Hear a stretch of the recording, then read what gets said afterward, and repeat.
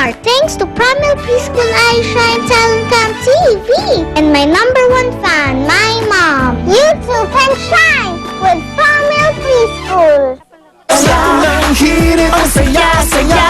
Sa unang hirit, unang hirit. Mga kapuso, ngayong darating na linggo, mapapanood na dito sa GMA7 Sunday Night Box Office ang Philippine Treasures hosted by Miss Mel Tiangco at makikita natin dito kung gaano talaga kayaman ang Pilipinas dahil sa mga artifacts na nahukay sa iba't ibang sulok ng ating bansa. Kaya naman heto at kasama natin ang 4 sa mga kapuso natin sa pagbabalita na nakasama rin sa Philippine Treasures.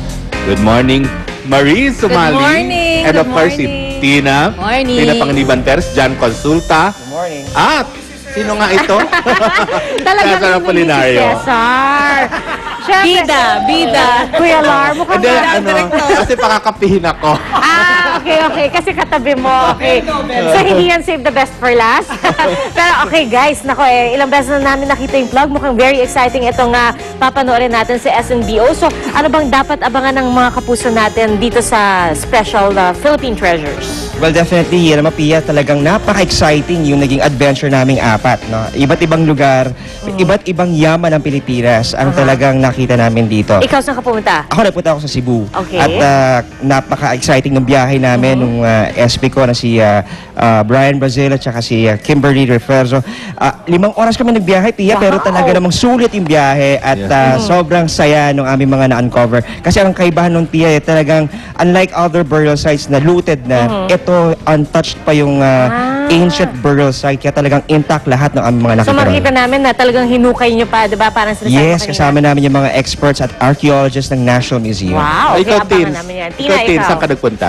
Ako naman, nagpunta ako sa Masbate para sa baybayin tablets at doon naranasan ko rin kung paano maging treasure hunter dahil kasama ako ng mga taga National Museum. Naka-boots ka?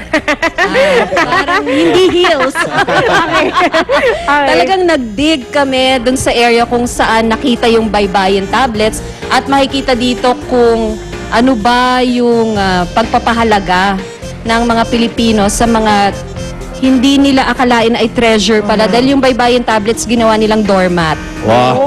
Doormat. Hindi nila alam. Hindi nila alam na galing pala yun sa mga ninuno natin. Alright. So mapapanood nila yon. Ayun, at Maris. Ako naman, pumunta ako sa Agusan del Norte at saka Agusan del Sur. At kung sikat na sikat ang Agusan ngayon dahil sa mga buwaya, syempre hindi lang yun ang sikat doon. At doon ko nakita itong isa pang yaman ng Pilipinas, ang Golden Tara. At ang nakakalungkot lang dahil sa pagpunta ko doon, nalaman ko na itong Golden Tara ay wala na sa pangangalaga ng ating bansa. Yaman na nadiskubre sa ating bansa pero nandun na siya sa ibang bansa, sa Amerika. So, thank you very much. Ito, maitom. Maitom jars. Ang kanyang ano. Yes. Alam mo, sobrang Sabay imbita. kailangan na nilang panoorin talaga yung Philippine Treasure dahil kailangan nilang malaman na napakayaman ng ating bansa. Okay. At yung mga yamang ito, ang problema lang, like yung pinuntahan ko sa Maitom Jar na, alam mo bang parang ginamit pang sa project sa school. Sa school. At nawala na siya ngayon. Oh. Kaya dapat Sige. panoorin natin sa Nakakainis. SNBO sa Sunday.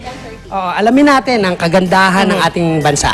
Alright, Yes. so abangan yan. Sunday, 10:30. Sa Sunday na po yan. SNBO. At paalala lang sa mga estudyante ha, sa DepEd Memorandum, talagang pinapanood ito sa mga estudyante. So abangan niyo po yan. Kayo mga Sunday, education. 10:30. Thank you so much sa Sunday. mga kapuso natin. Thank you, John. Tina, thank you. Maris, Marjoa. Thank you. Si Thank you, Lauro. Cesar. Ayun. Magbabalik po ang Unang Hirit!